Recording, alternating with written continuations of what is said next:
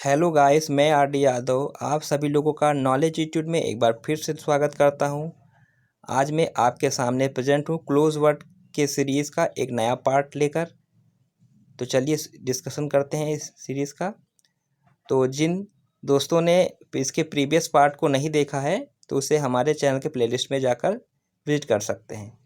तो close word क्या होता है, जैसे कि मैंने आपको प्रीवियस पार्ट में बताया था, लेकिन फिर से बताता हूँ। क्लोज वर्ड ऐसे वर्ड्स होते हैं जो दिखने में सिमिलर लगते हैं लेकिन उनकी मीनिंग में डिफरेंसेस होती है, और वो अक्सर जो है कन्फ्यूज़न क्रिएट करता है और उसका यूज़ जो है हम गलत करते हैं।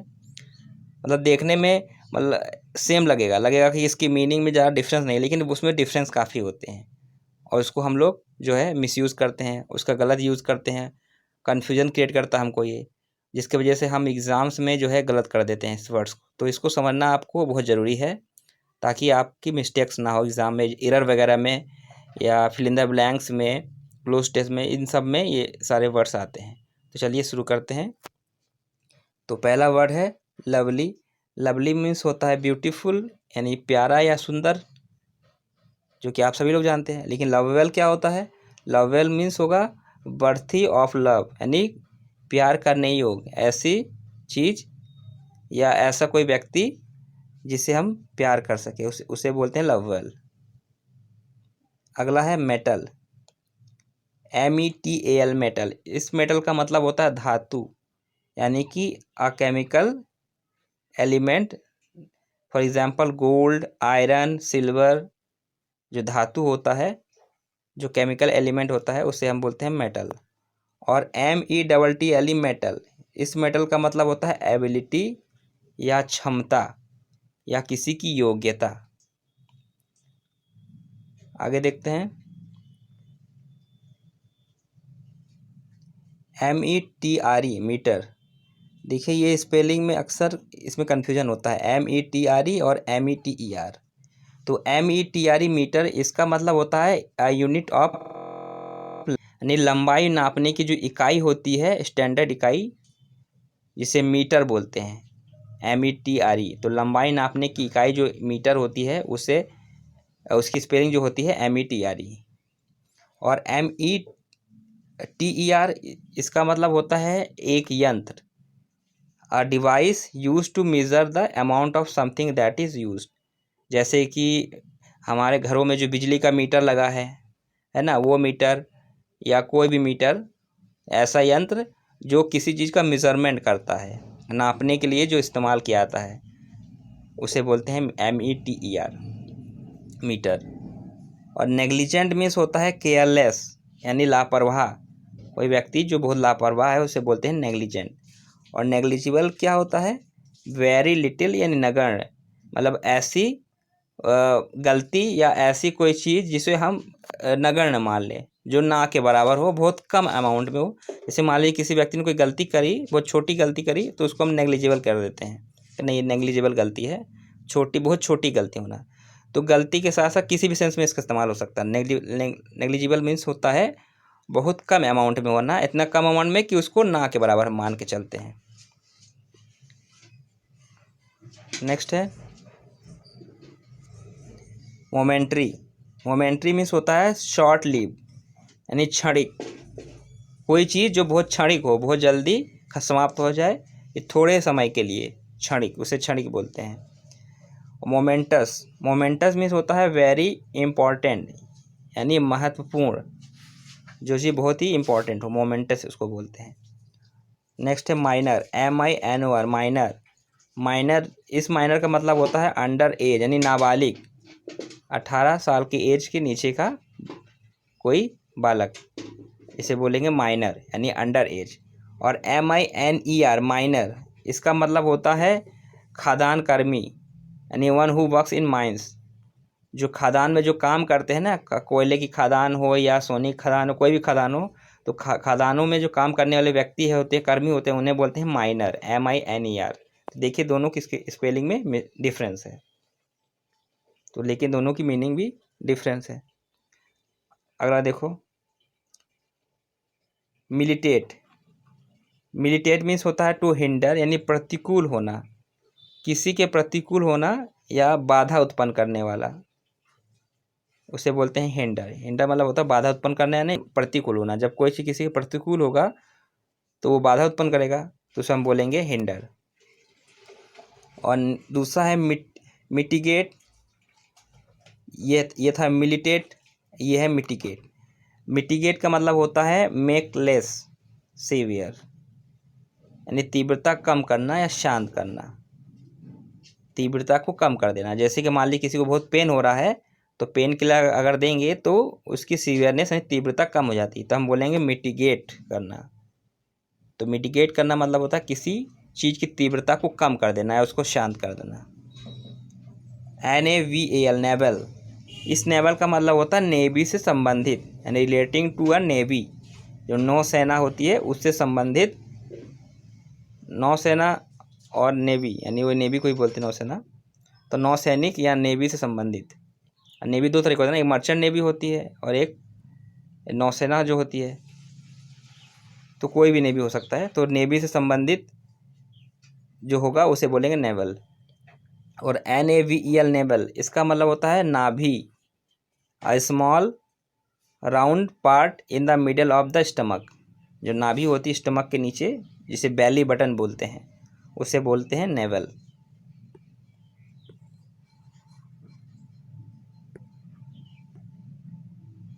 अगला है नोटेबल।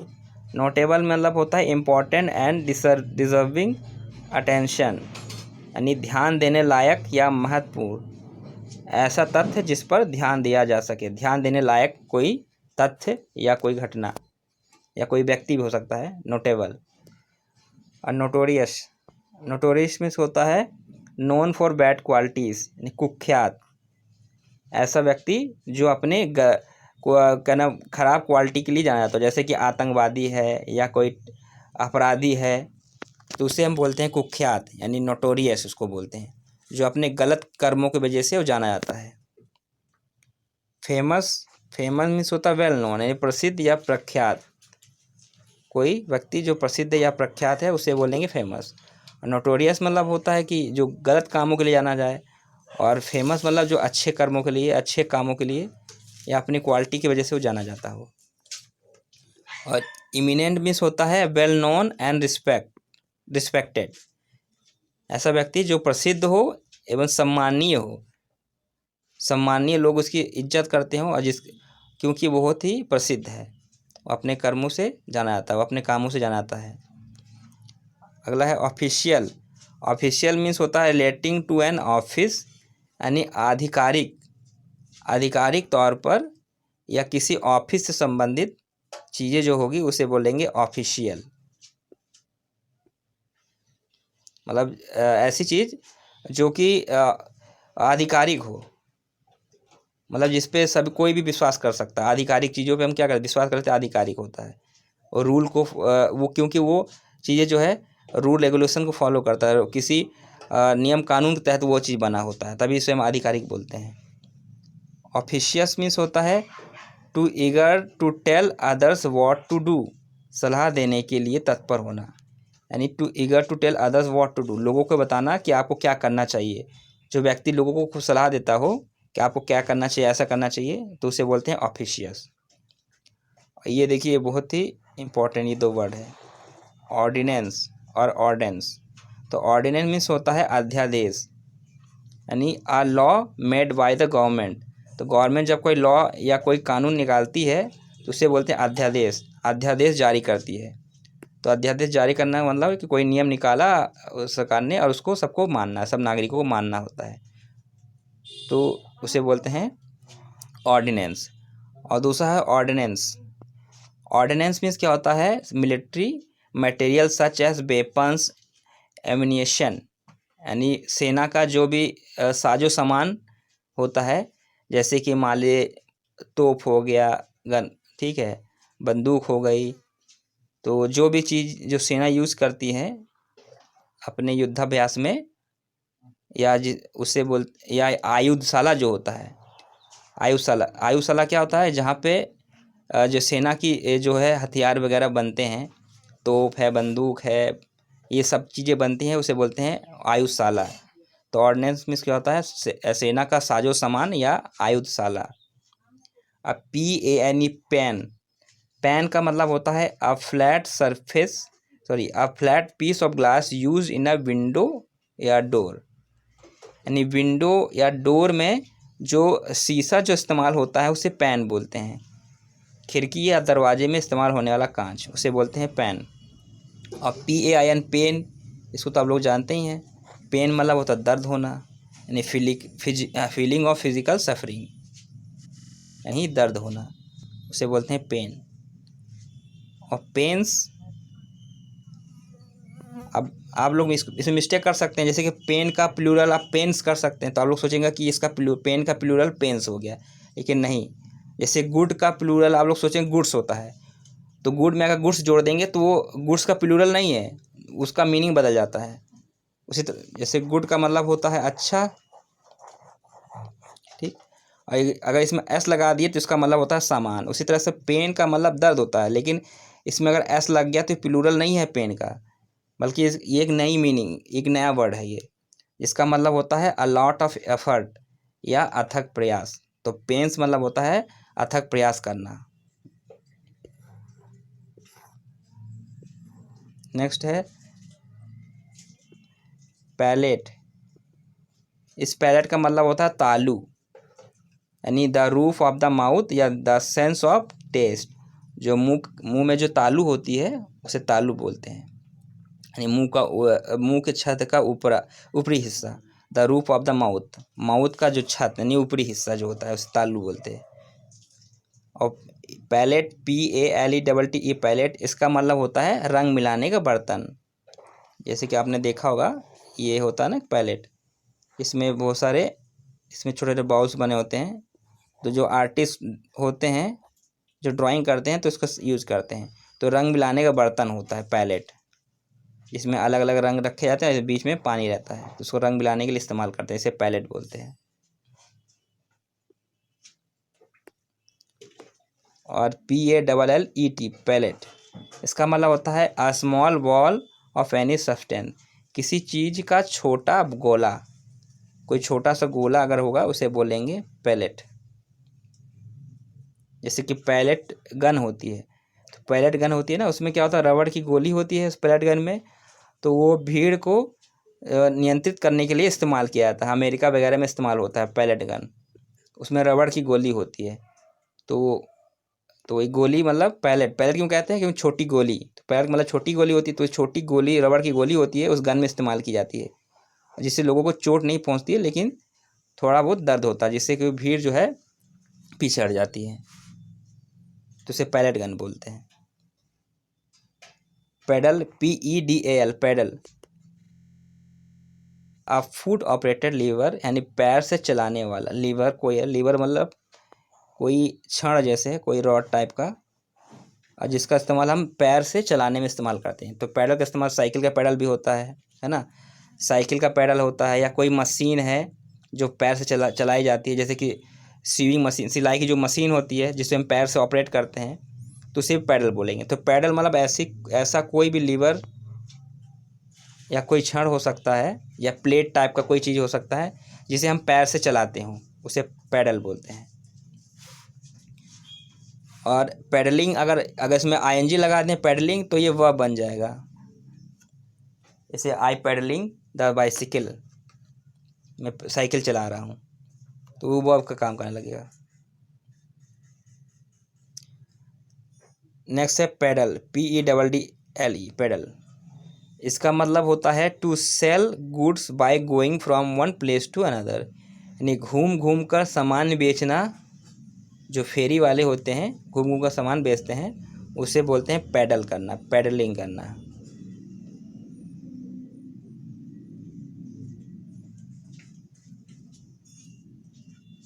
नेक्स्ट है परपिट्रेट।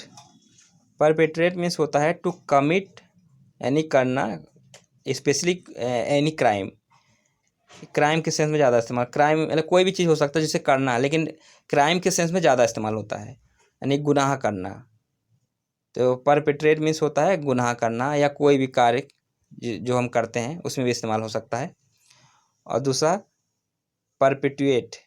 परपेट्यूएट इसका मतलब होता है to cause something to continue, यानी किसी कार्य या हालात के जारी रहने का कारण।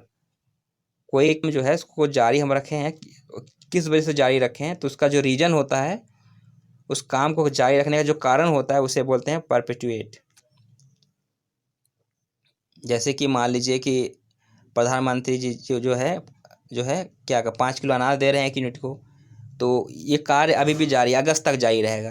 क्यों जारी रहेगा? क्योंकि कोरोना जो है, अभी भी कोरोना जो थोड़ा बहुत है कोरोना केसेस, और बहुत से लोग जो है अपनी जॉब खो चुके हैं, तो जिसके वजह से ये काम चल रहा है। क्यों चल रहा है? क्योंकि लोग अपनी जॉब खो चुके हैं और कोरोना है, तो ये इसका रीज़न हो गया। इस कारण से जो ये काम जारी है, तो बोलेंगे परपेट्यूएट। तो distribution of free food grocery is perpetuate. इसके वजह से, क्योंकि कोरोना की वजह से वो जारी है। नेक्स्ट है पर्सनल। पर्सनल मीन्स होता है प्राइवेट, यानी निजी होना, है ना। पर्सनल, निजी, जो आपका हो, इस पर कोई और जो इंटरफेयर नहीं कर सकता है। और नेक्स्ट है, ये देखिए बहुत ही इम्पोर्टेंट है, PERSONNEL, पर्सनल। इसका मतलब होता है स्टाफ या कर्मी। जो स्टाफ होते हैं किसी ऑफिस के या किसी संस्था का, तो उसे बोलते हैं पर्सनल। नेक्स्ट है पोर, PORE, पोर। ये एक नाउन है जिसका मतलब होता है स्मॉल होल, यानी छोटा छेद। और POUR, पोर, इसका मतलब होता है डालना, बहना या उड़ेलना। फ्लो, कॉज टू फ्लो, पोर। जैसे कि मान लीजिए एक बर्तन है, इसमें अगर हम पानी डालेंगे ग्लास से, तो हम बोल देंगे क्या? पोर वाटर, है ना। गिलास से अगर पानी डालेंगे तो पोरिंग। तो ये पोर वर्ड, ये यहाँ पे हम कहेंगे पोर। कहते हैं ना, pour the water to the vessel, पानी को जो है वेसल में या बने बर्तन में डालो। तो पोर मतलब होता है उड़ेलना, किसी चीज़ में कोई चीज़ उड़ेलना या उसमें डालना या बहना। नेक्स्ट है प्रैक्टिस, PRACTICE, प्रैक्टिस। इस प्रैक्टिस का मतलब होता है अभ्यास करना। ये एक नाउन है, यानी रेगुलर एक्टिविटी।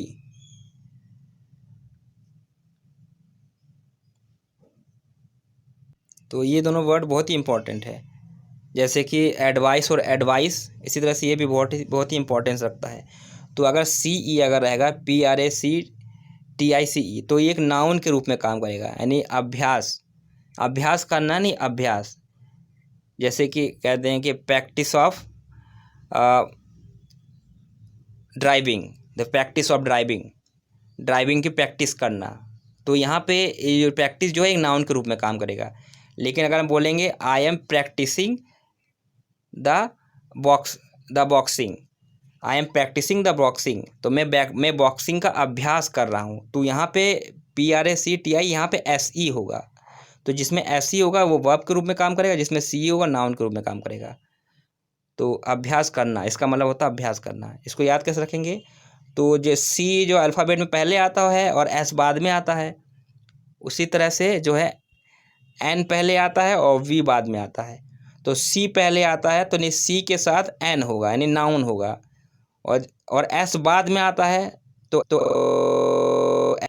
क्योंकि V भी बाद में आता है, तो C के साथ N होगा, यानी जिसमें C है वो नाउन होगा, जिसमें S है वो वर्ब होगा। नेक्स्ट है प्रैक्टिसेबल। प्रैक्टिसेबल मीन्स होता है एबल टू बी डन, यानी व्यवहारिक होना, है ना। कोई चीज़ जिसे हम कर सकें, यानी करने लायक। और प्रैक्टिकल मीन्स क्या होता है?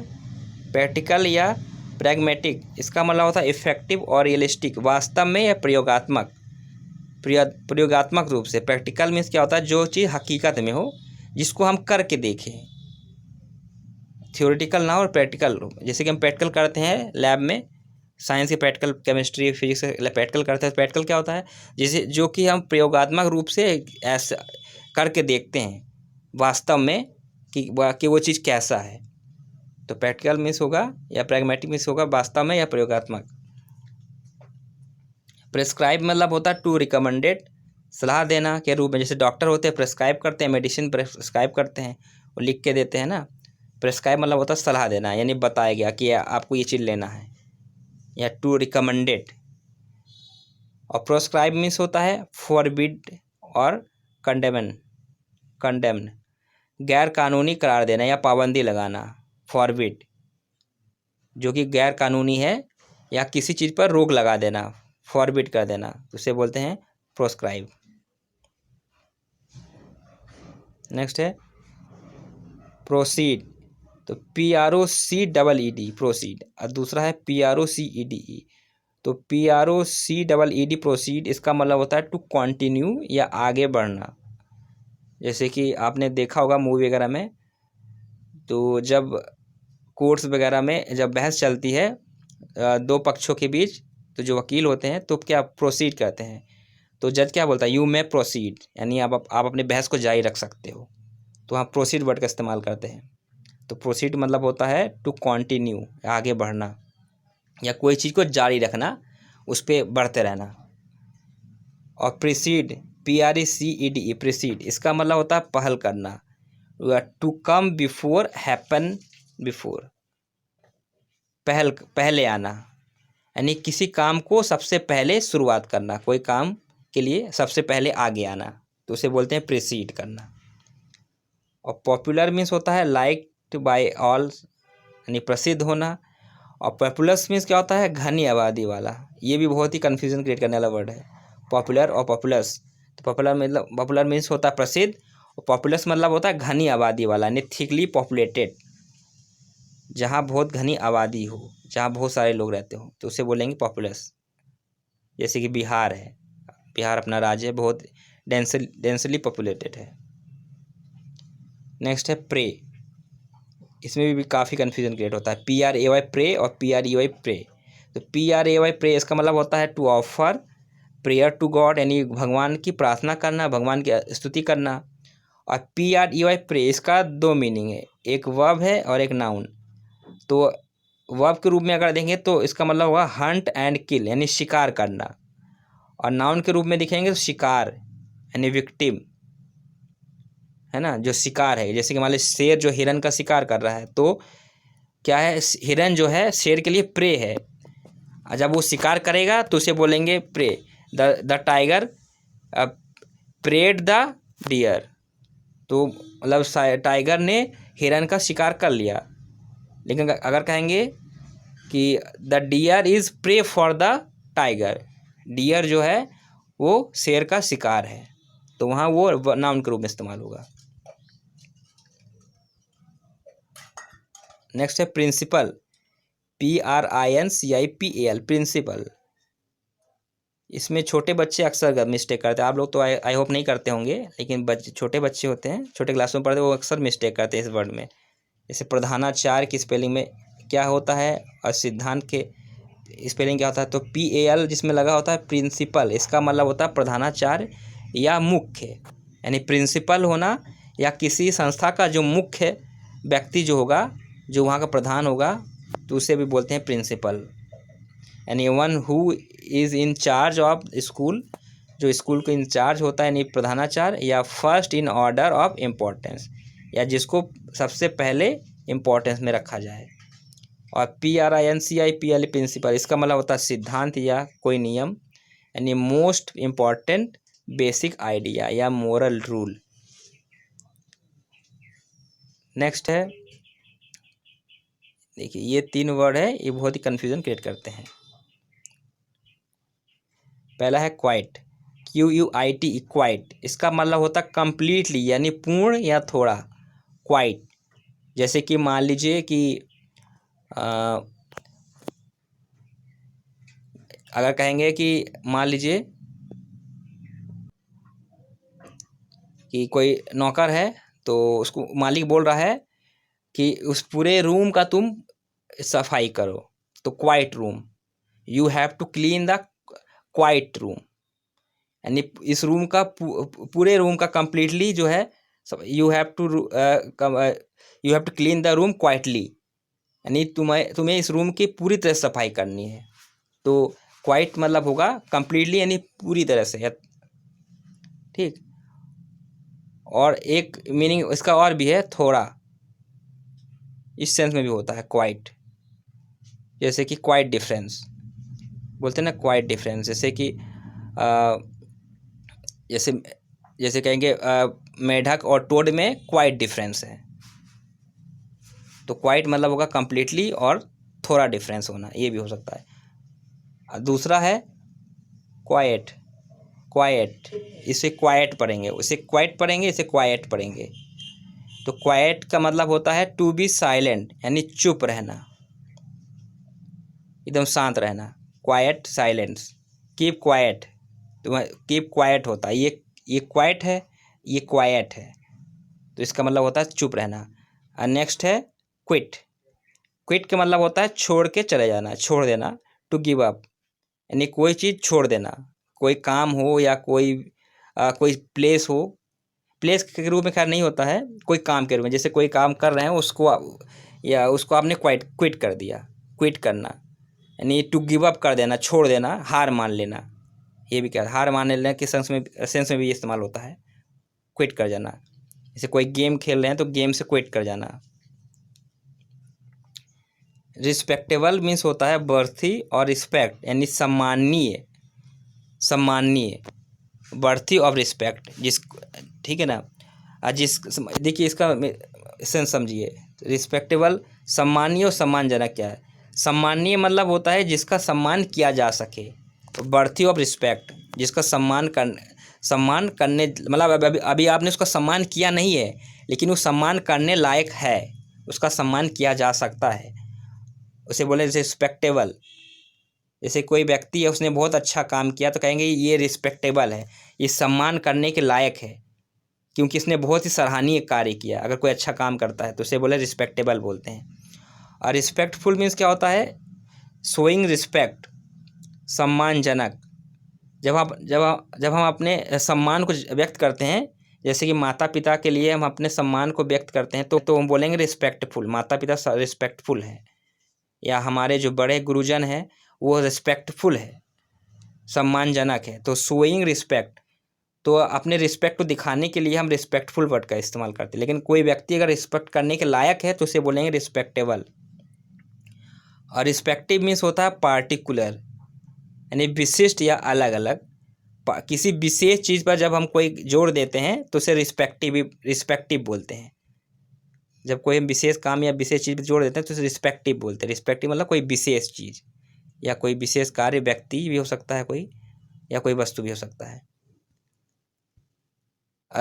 रिसोर्स, RESOURCE, रिसोर्स, इसका मतलब होता है मीन्स या संसाधन, है ना। जैसे कि वाटर रिसोर्स, तो वाटर, तो जो नदी तालाब है वो क्या है, वो वाटर का रिसोर्स है, जहाँ से हमें वाटर मिलता है। जो सन है वो लाइट का रिसोर्स है, क्योंकि वहाँ से हमें रोशनी मिलती है। तो जहाँ से हम कोई चीज़ हमें मिलता है उसे रिसोर्स बोलते हैं। और ये है रिकोर्स, RECOURS, रिकोर्स, इसे रिकोर्स बोलते हैं। इसका मतलब होता है a way of dealing with a difficult और अनप्लीजेंट सिचुएशन या रिसोर्ट।